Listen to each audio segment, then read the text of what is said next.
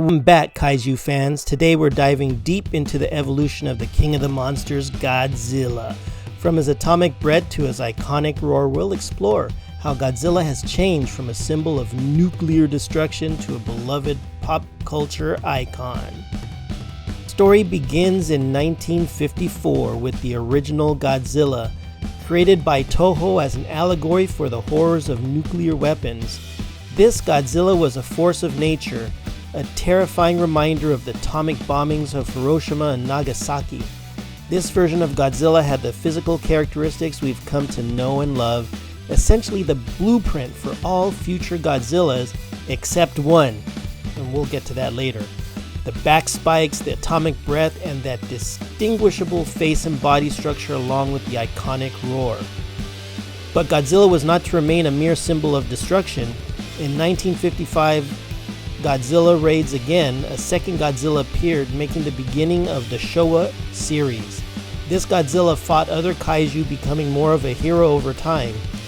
Throughout the 60s and 70s, Godzilla stomped through Tokyo in a series of films known as the Showa era, and Godzilla's design evolved during this period, undergoing minor changes, becoming more expressive and sometimes even goofy.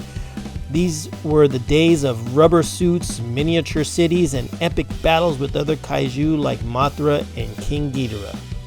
As the years passed, Godzilla's design and role continued to evolve. The 80s and 90s brought us the Heisei era, where Godzilla underwent a dramatic transformation. The Heisei films reintroduced a more serious tone, and the Big G got a sleeker, more menacing look. He was darker and had larger thighs than the Showa era. His atomic breath became a signature move, and we witnessed epic battles against Biollante, Mechagodzilla, and Destroya. He was once again an enemy of Japan. Then came the 1998 American Godzilla. This was the worst iteration of Godzilla, and many began calling this Zilla and not even Godzilla. This Zilla was a mutated iguana that still had spikes and shot fire but not atomic breath. And this Zilla was fast but nowhere near as powerful as the Toho Godzilla.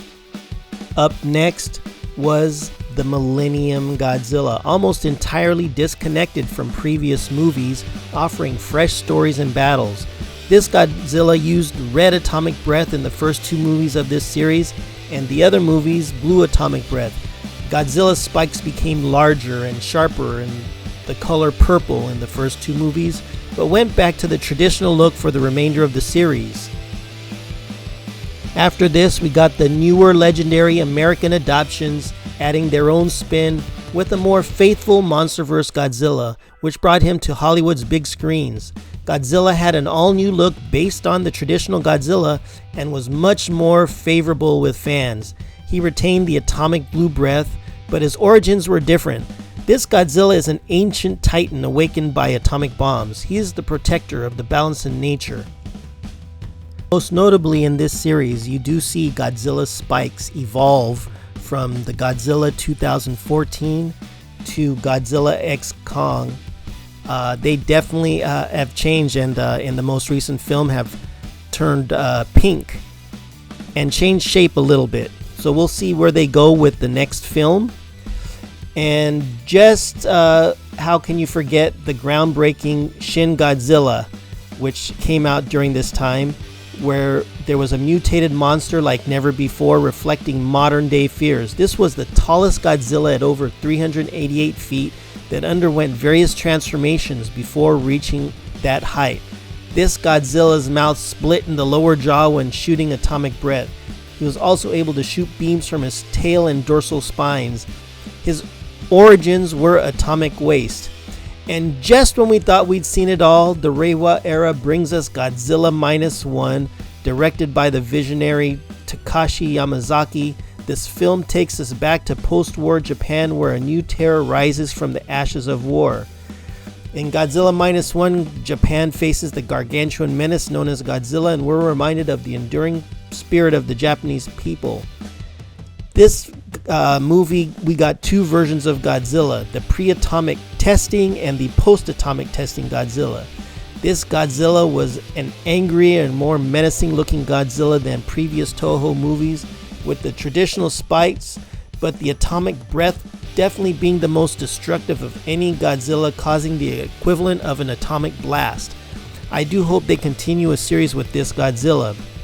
When Godzilla Minus One roared in the theaters, we're left in awe of the King of the Monsters' journey through cinema.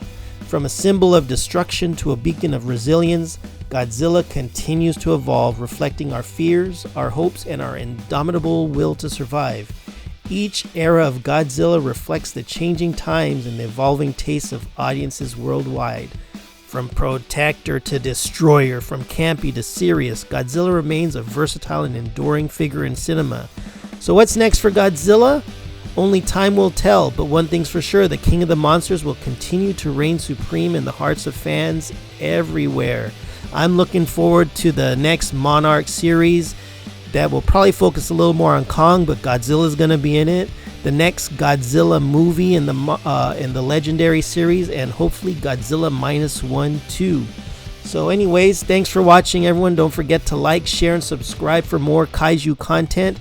Until next time, keep stomping.